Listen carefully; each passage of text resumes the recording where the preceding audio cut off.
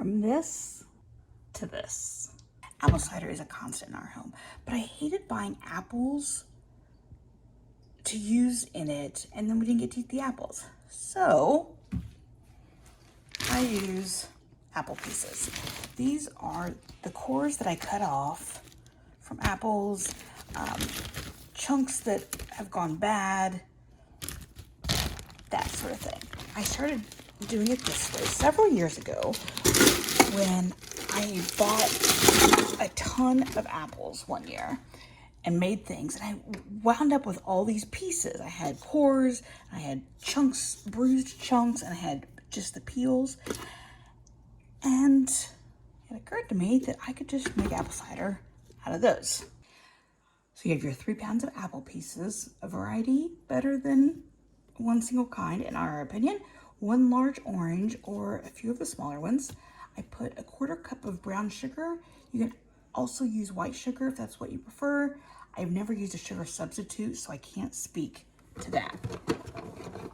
I'm also going to put in 3 cinnamon sticks.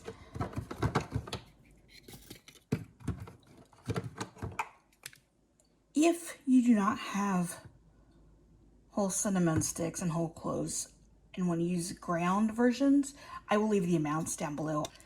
The original recipe called for 10 cloves. We like 12 to 15. So I put that in, and I'm going to cover it with water. On low, you're going to cook this for 6 to 8 hours, or on high for 3 to 4.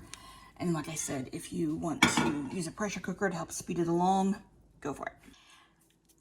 About halfway through, I like to do a totally optional step, but I come back through with a masher or back of my spoon, and the apples by then, of course, will be super tender, and I like to smash them and kind of get the flavor out more. Now, my warning to you is that doing that makes it harder to strain everything. So you're gonna have to make that decision whether you want to do that or not. This has been cooking for about 3 hours, and you can see the nice color it's developing, but it's not done quite yet. At this point, I come in and use my back of my spoon and gently smash some of the pieces. Please be gentle so it doesn't pop up and burn you.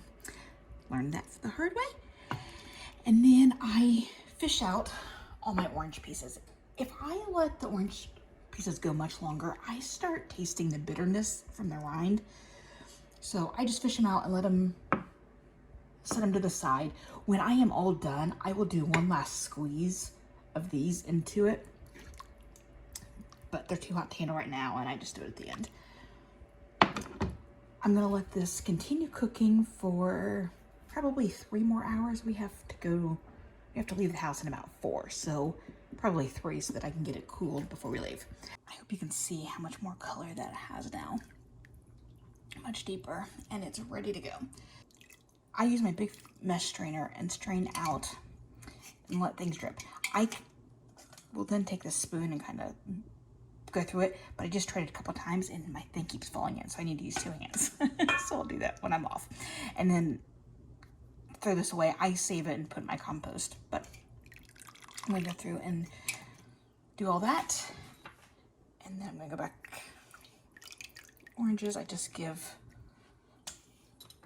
a quick little squeeze. It gets out any cider that was still in there and any other juice. So I'm gonna do that, and then I will pop this in a pitcher and let it cool before I put it in the fridge. I also will sometimes freeze it, and again, I just let it cool down, and then I put it in freezer safe jars, of which it doesn't look like I have any right now, but they're the wide mouth ones. They don't have that little indented neck on it. That's what I use, and that's a great way to save cider if your family won't go through all of it before it goes bad, which for us, I find after about 7 days or so that we don't care for the flavor as much. I strained it out and let it cool. This container, I made the mistake last year of putting in cider directly from the, like right after I cooked it, and it broke it. So if you are putting it into a glass container, please be careful. I suggest letting it cool for a bit first, even if it says it's heat resistant. But mine is still warm to the touch, but not hot anymore. This is a 2-quart pitcher, I believe, or 1.5 quart. I can't remember. It's on the bottom, of course, so I can't check. And then this jar is a 4-cup jar. So we will probably get through it before it goes bad. And if not, I will put this into a different jar and freeze it.